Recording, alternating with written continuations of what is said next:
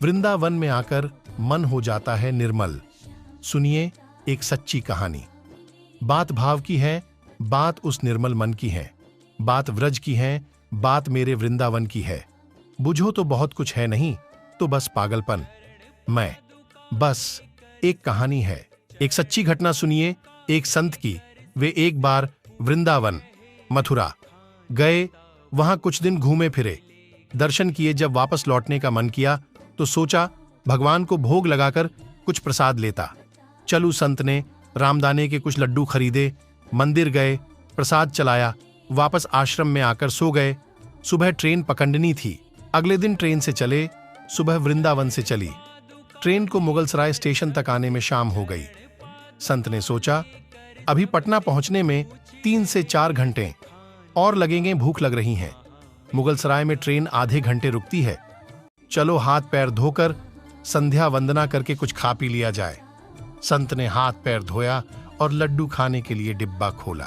उन्होंने देखा लड्डू में चिटें लगे हुए थे।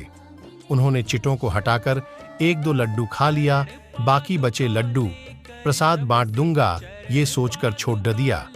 पर कहते हैं ना, संत हृदय नवनीत समाना। बेचारे को लड्डुओं से अधिक उन चिटों की चिंता सताने लगी। सोचने लगे कि ये चिटें वृंदावन से इस मिठाई के डिब्बे में इतनी दूर तक ट्रेन में मुगलसराय तक आ गए। कितने भाग्यशाली थे कि इनका जन्म वृंदावन में हुआ था। अब इतनी दूर पता नहीं कितने दिन या कितने जन्म लग जाए इनको वापस पहुंचने में। पता नहीं ब्रज की धुल इनको फिर कभी मिल पाएगी या नहीं। मैंने कितना बड़ा पाप कर दिया, इनका वृंदावन छुड़वा दिया। नहीं, मुझे वापस जाना होगा।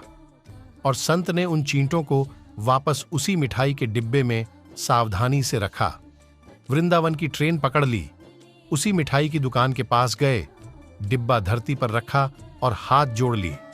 मेरे भाग्य में नहीं कि तेरे ब्रज में रह सकूं, तो मुझे कोई अधिकार भी नहीं कि जिसके भाग्य में ब्रज की धूल लिखी है उसे दूर कर सकूं।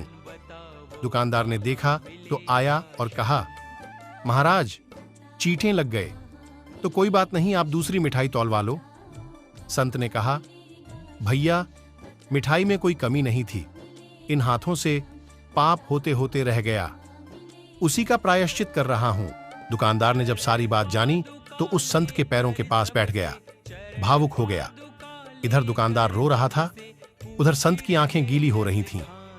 बात भाव की है, बात उस निर्मल मन की है, बात ब्रज की है, बात मेरे वृंदावन की है, बात मेरे नटवर नागर और उनकी राधा रानी की है, बात मेरे कृष्ण की राजधानी की है। बूझो तो बहुत कुछ है, नहीं तो बस पागलपन है।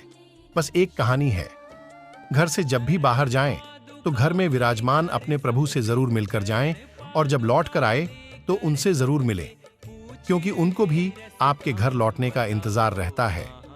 घर में यह नियम बनाइए कि जब भी आप घर से बाहर निकलें तो घर में मंदिर के पास 2 घड़ी खड़े रहकर कहें, प्रभु चलिए, आपको साथ में रहना है, क्योंकि आप भले ही लाखों की घड़ी हाथ में क्यों ना पहने हो, पर समय तो प्रभु के ही हाथ में है।